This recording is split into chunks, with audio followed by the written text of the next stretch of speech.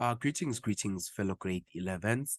It's Mr. Shajai here, and welcome to Back to Basics, right? So, what we are examining now is we are looking at our trig functions, right? Or our trigonometrical functions. And now, in order for us to understand our trigonometrical functions, we are going to be using our November 2016 paper to try and see in terms of what was required of us in there. Now, firstly, if you can look at 6.1. Now, there, they say write down what is going to be the value of your P, right? Now, where do we find the value of your P? The value of your P, you find it in the graph of cos, right?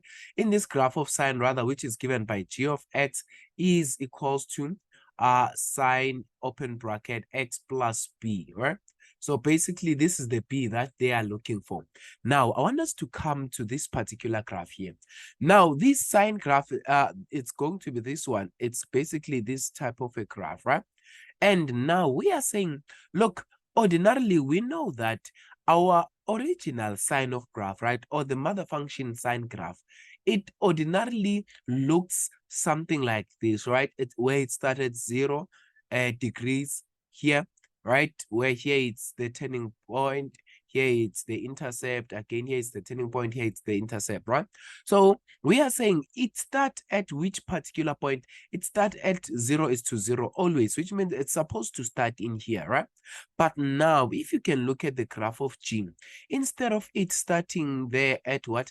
At 0 is to 0 degrees, now it is starting at negative 30 degrees, right? Out again. So which means this particular graph, basically it is shifted, right? So which means this graph basically is shifted to which direction? Is shifted to the left, right? Is shifted 30 degrees to the left, right? So which means basically now your value of your P that you're having here is going to be 30 degrees. Are we together? Because now your graph where it's supposed to start, it is no longer there. Now it is at negative 30 degrees, right? Are we together? So basically that is going to be the value of your P. Now, if you look at your 6.2 now, in 6.2, they want you to write down what is going to be the period of G, right? So basically, now when we are referring to period, basically we are saying it is the time that your graph takes for it to have one complete cycle, right? So now if you can look at this particular sine graph, right? Now here, right? Here next to the n and the close bracket, if there is no number, which means assumingly it is going to be 1, right? So which means basically now if you are doing so, then we are saying the period, this is how we calculate period. Basically period is 360 degrees divided by b, and now this particular b, what it represents, basically it represents the period that you are having in here, or rather the value of your period here, right? So now since there is nothing here, so this is going to be same as 1, right? So which means now this is going to be 360 degrees divided by 1, which is same as 360 degrees. So basically what is going to be the significance of this, which means basically now this graph still takes 360 degrees for it to complete one full cycle out again. So basically now that is going to be the significance of 6.2. Now if you're looking at 6.3, now they want you to write down what is the coordinates or coordinates of what of x in the interval negative 180 degrees, and that for which f of x subtract g of x is equals to 0, right? So now let's look at this one. I know they like to, to try and fool you or, confuse you with this type of questions. But look, now what this basically means that now 6.3, they are saying where f of x subtracts g of x is equals to 0, right?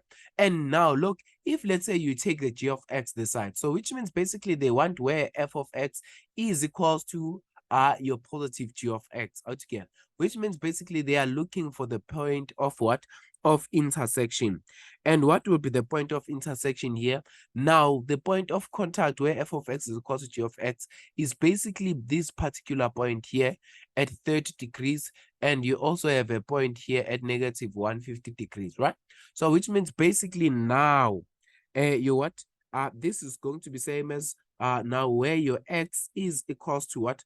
Is equals to your 30 degrees, or rather, and when x is equals to what? Is equals to negative 150 degrees. Out again. So basically now this is going to be your values of your x where both of these graphs are intersecting. All right. Now, I want us to look at our 6.4 and see in terms of what is it that 6.4 want us to do. Let's just make up our space here so that we can do it very nice.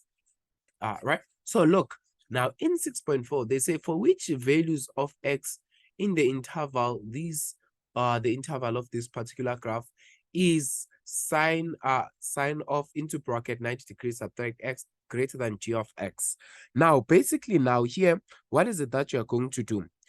We are going to start here. They say where sine of 90 degrees subtract x is greater than what? The g of x. And what is the g of x? Remember the g of x, it was given by what? The g of x, let's just write it as g of x for now, right? So which means now what is going to be this one? When you say sine of 90 degrees subtract x, this is simply same as cos x, right? Which is going to be greater than what? Which is going to be greater than g of x, isn't it so? So which means basically they want where now the function of f of x is greater than the one of g of x, according to this question, right? And now where do we find that? Basically, they want where your graph of f of x is above, right? This is going to be above, and then the one of g of x is going to be what? It's going to be below, right? So let's see in terms of where can we find that particular part, right? Now, if you can look at this carefully, now here, starting at this particular point, if you can start here at your point of intersection, and this particular point of intersection, you can see that this particular graph of f, right, is above the graph of what? Of g of x, right? Out again. So which means basically it's going to be these two intervals where the graph of f of x is above the what? Is above the one of your g of x, isn't it so? Right? So which means now this is going to be in between what? This is going to be in between negative 150 degrees and also what? The other one, which is going to be the x, which is going to be now 30, which is going to be 30 degrees out again. So basically, that is going to be that. And now, if we can move swiftly along now to our next question here, let's just move it a little bit here so that you can see. Yes. Now, they say the graph of G is obtained by shifting 3 units upward. Determine the range of the graph of H, right? Now, so as soon as you are shifting, what is it that you're shifting? The graph of H is obtained by shifting the graph of F. Let's start here. The graph of F is given by what? The graph of F of X is given by cos of X. And then now, if they are talking of a transformation, right? Now, which means basically this particular graph is going to be same as what now? You are going to firstly at this particular 3, which means now with these 3, which means these particular values, right?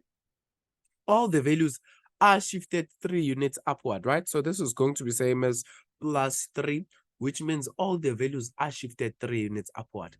And now what happens when you are shifting all the 3 values upward? Let's see in terms of what will that happen. Now, if, for example, if this is your point of equilibrium, because this is indeed our point of equilibrium, right?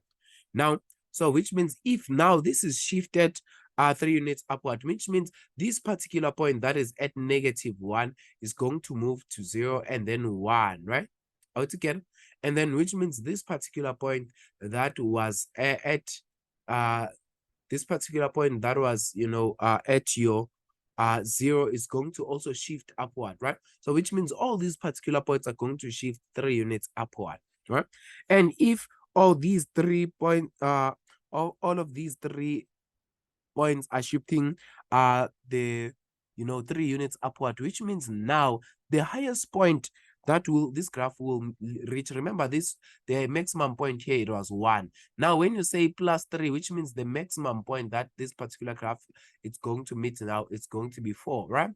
And now the minimum point, because it's at -1, when you say -1 plus 3, this is going to be the minimum point. It's going to be what? It's going to be 2, right? So which means basically this particular, now when you are referring to your range, we are going to say, look, now y is the element of real numbers, but your y now is going to start in between what?